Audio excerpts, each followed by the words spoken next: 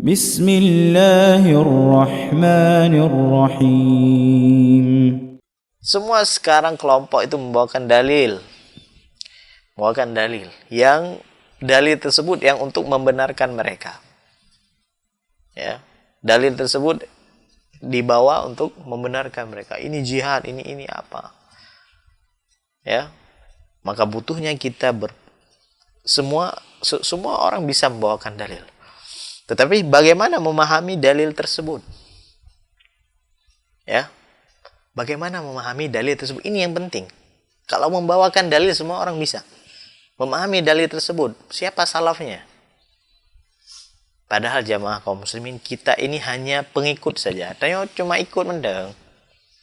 Ya, ikut para salaf mendang. Ikut para ulama. Selesai. Ya.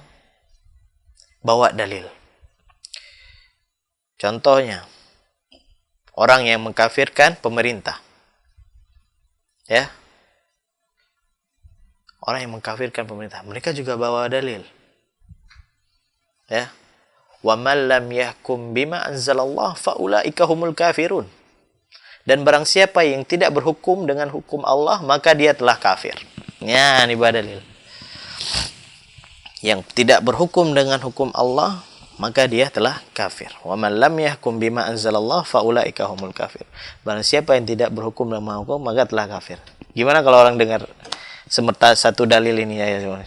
Hah? Dengar dalil ini Mas Afar? Ya udah jihad kita. Ya, Indonesia tidak berhukum dengan hukum Islam. Ya udah kita. Ini ayat Al-Qur'an, kamu enggak percaya ayat Qur'an nih? Kata mereka. Ini baca Al-Qur'an. Ada dalam Al-Quran. Wa man lam yahkum bima anzalallah fa ulaika humul kafirun. Ya udah mereka berarti kafir. Nah, di sinilah kita butuh dengan penafsirannya para sahabat. Ibnu Abbas menafsirkan ayat tersebut adalah kufrun duna kufrin. Ya. Amalan tersebut kufur tetapi tidak mengeluarkan seseorang dari Islam. Karena juga ada yang lain, wa man lam yahkum bima anzalallah fa ulaika humul fasikun. Orang fasik bukan kafir. Ya. Inilah butuhnya. Perincian bagaimana seseorang yang tidak berhukum dengan hukum Allah itu butuh perincian. Ada perinciannya. Kapan dikafirkan, kapan tidak dikafirkan. Ya. Kalau kita mau jujur jamaah kaum muslimin, kita nikah ke KUA itu pakai hukum Islam atau hukum kafir? Nikah kita di Indonesia pakai hukum Islam. Kita masalah waris pakai hukum Islam. Ya.